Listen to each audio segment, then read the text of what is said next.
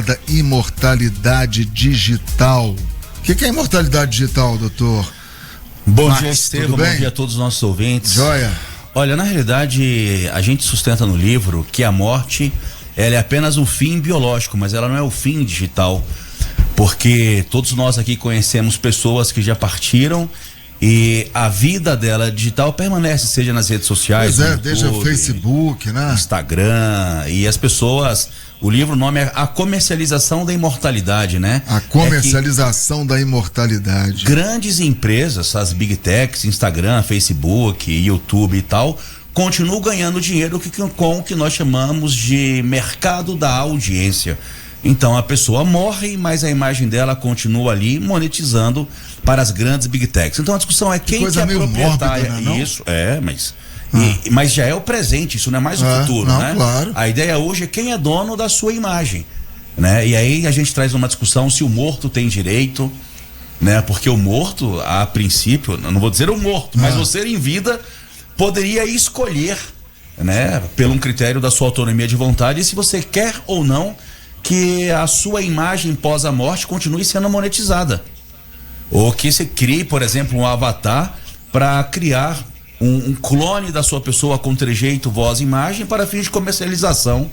E isso acontece muito com grandes influenciadores, enfim. Envolve questões, acredito, éticas até, né? Éticas, claro, até porque éticas e psicológicas. Sim. Porque se a sua imagem permanece, você interrompe uma coisa chamada luto.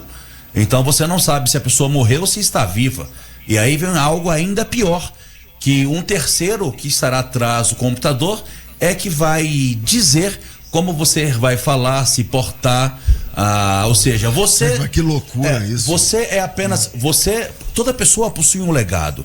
Ou seja, você passará a ser uma pessoa e vai deixar de ser uma pessoa e vai passar a ser um produto comercial, né? Que alguém vai dizer para fins de comércio o que você vai falar, como vai se portar e etc. Muito louco, mas é isso. Quem detém, então, os direitos sobre a imagem e os conteúdos digitais de pessoas falecidas? Então, essa é a discussão do livro. Essa é a discussão do livro, né?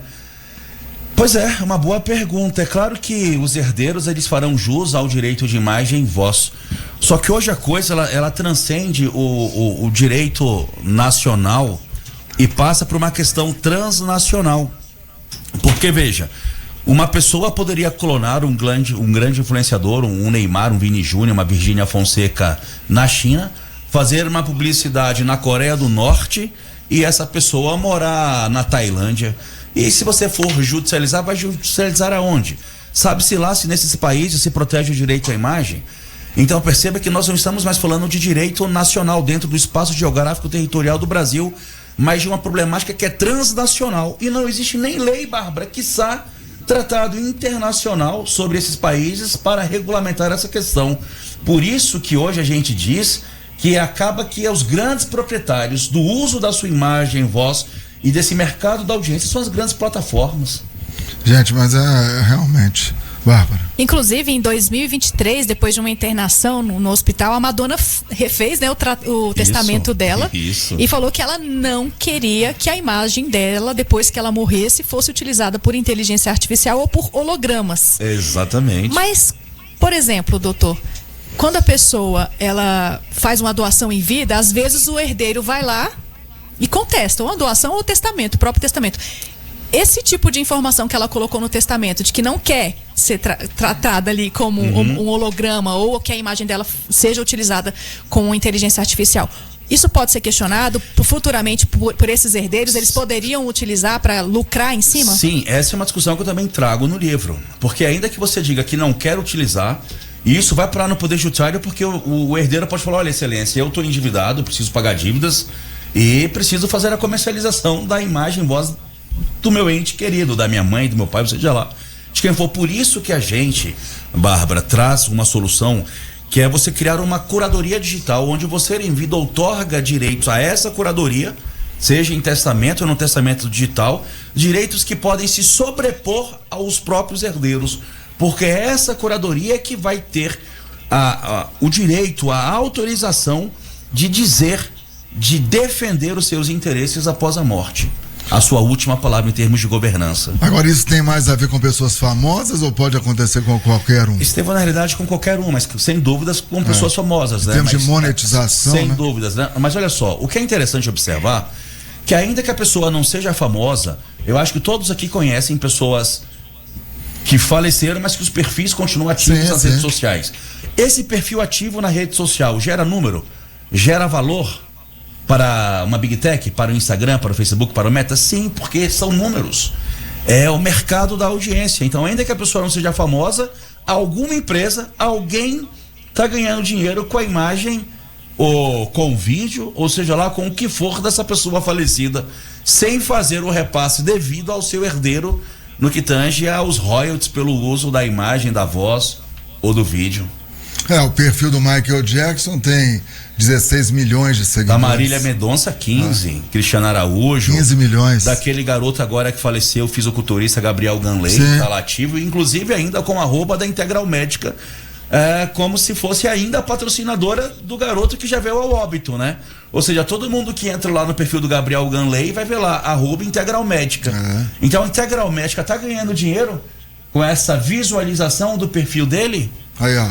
Gabriel Ganley, nós abrimos agora 2.400.000 seguidores. Olha o @ lá, de quem tá patrocinando, Integral Médica.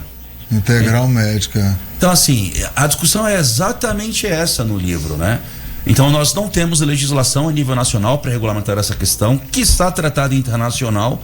E o livro... O senhor acha que haverá ou há espaço já no Congresso para se discutir uma legislação nacional? Olha, Estevão Damásio, espaço há. O problema é que hoje o mundo ele avança numa velocidade muito maior do que o Congresso Nacional consegue legislar. A Bárbara está mostrando aqui do Elvis Presley. Não morreu. Não morreu. Digitalmente, parece que não. Pois é, não. E o caso da Elis Regina, né, com a publicidade da Volkswagen sim, 2024. Da Kombi. Pois é, ali é interessante, porque quando a Elis Regina veio ao óbito, certamente ela nunca imaginou, né, que depois de 3 décadas haveria uma publicidade com a imagem, com a voz dela cantando. Nunca. Como se tivesse tudo bem e tal. Ainda falando de uma empresa que na época, né, e assim, tem toda uma história relacionada à ditadura. Pois é, isso é muito questionável. Será se ela em vida iria permitir isso ou não? Será se os herdeiros têm direito de fazer isso ou não? Porque assim, o herdeiro, ele não é que ele seja dono da imagem, porque a imagem é direito personalíssimo previsto no artigo 5º da Constituição, direito intransmissível, irrenunciável, inalienável, tudo, né? Então assim, será se o herdeiro tem direito a explorar um clone, recriar o ente querido dele para fins de campanha publicitária? E não é só isso, né? Porque todo mundo possui um legado de vida, né? Será se eu tenho o direito de recriar a pessoa? Por isso, acho que essa obra é super importante, estratégica e atualíssima, né? A comercialização da imortalidade. Conversamos com o advogado, escritor e professor Max Coupe, que é o autor da obra. Para fechar, algo que o senhor julgue relevante deixar para o nosso ouvinte? A princípio, Estevão, se ele conhecer alguém que já tenha falecido e o Instagram está ativo, que procure, né, um especialista para fins de judicialização contra essas empresas para excluir. E só uma última orientação: se as pessoas que estão nos escutando não sabem, ela hoje em vida pode dizer lá no Meta que uma terceira pessoa fica responsável, seja para excluir as contas dela ou para se tornar o memorial. E é importante que você faça isso em vida, até porque a gente nunca sabe o dia que irá partir. Nunca sabemos o dia de amanhã. Eu agradeço, Estevão.